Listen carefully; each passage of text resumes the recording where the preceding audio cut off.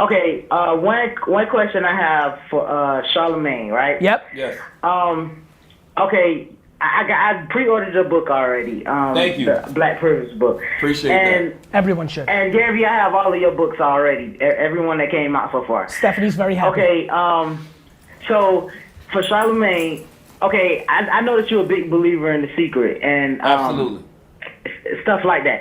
So my thing is, I think that how do you feel about coming out with like a documentary video that's something like The Secret, but more for the quote unquote urban type area? Because I feel like that's something that the black community in particular is missing out on, like as far as keeping your energy high, being positive, stuff like that. And I think that would change a lot of what's going on in society. Just a thought pattern would change a lot. No, I mean, you're absolutely right. And I mean, that's why I named my book Black Privilege, because I said that we have to start finding, privilege in ourselves. We have to start realizing that we're special too. And I mean, that's how I grew up. I grew up with them teaching me about black power and black pride and black excellence and black kings and the black man is God. And who did that?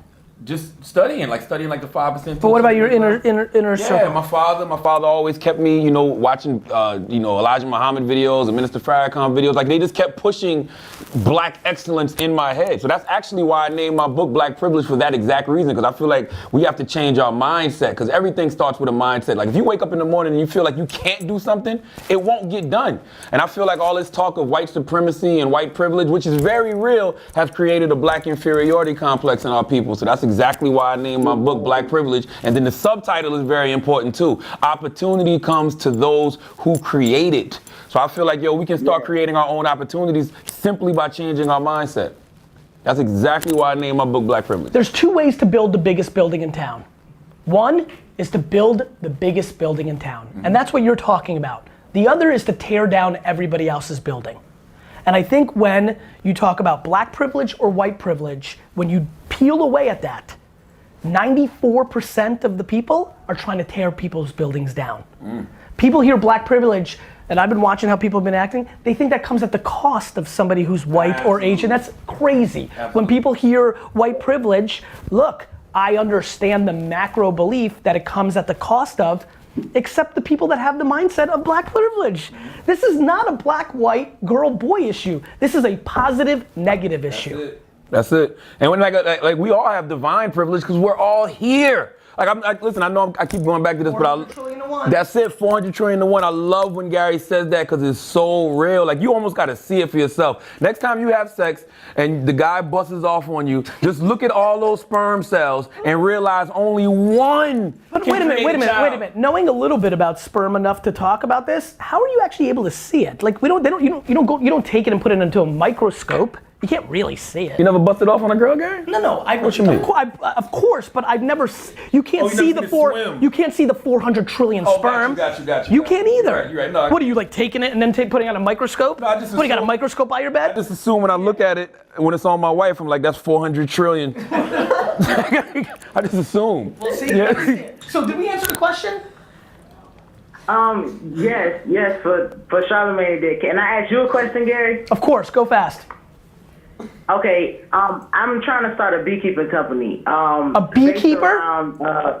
Yeah, beekeeping. Wow. This is dope because I just had new ideas.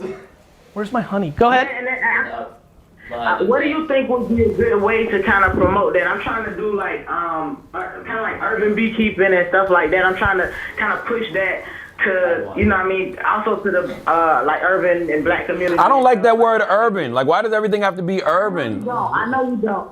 I just hate to be so, because it's not just black people in particular that I'm talking about. It's black people, it's Mexican, it's like Spanish. Yeah, and there's not black bees, Mexican bees, white bees. Bees are bees. If people got a bee problem, they're going to want you to help them. Well, you didn't call it human privilege. That's true. Listen, real quick. If you want to be the black beekeeper, I think that's brilliant. Are you good at it? I'm trying to be. Well, let's start there. It doesn't matter if you're black, white, rich, or poor. If you stink at your skill, you're gonna lose.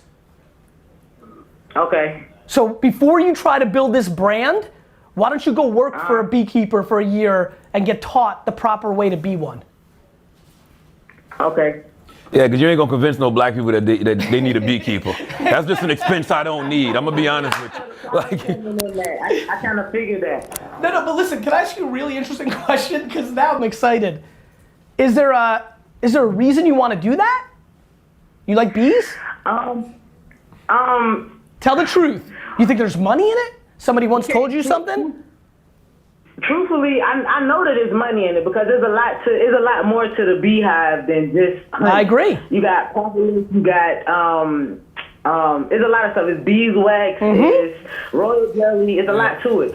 And then the services that come along with it, like bee removal, pollination, my young man, stuff like that. listen, I like that answer a whole lot. I'm gonna give you how old are you? 22. No, 30. Nice. You're a very, very young man. Go work for a beekeeper. I think that's a woman, Gary. Oh, sorry. Are you? Yeah. I apologize. Thank you. I get it all the time. Yeah, trust me. Good news. I get the reverse of it all the time too. I call down to the hotel. They're like, "Your towels be right up, ma'am." I'm like, listen to me. You are an extremely young woman.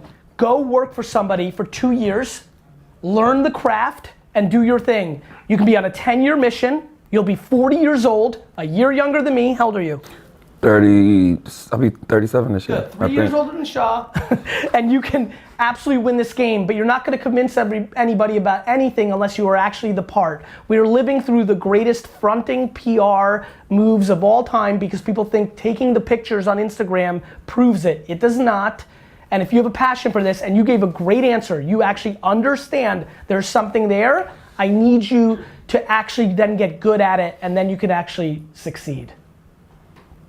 Okay, sound great. Great, thank you so much. Man. Thank you.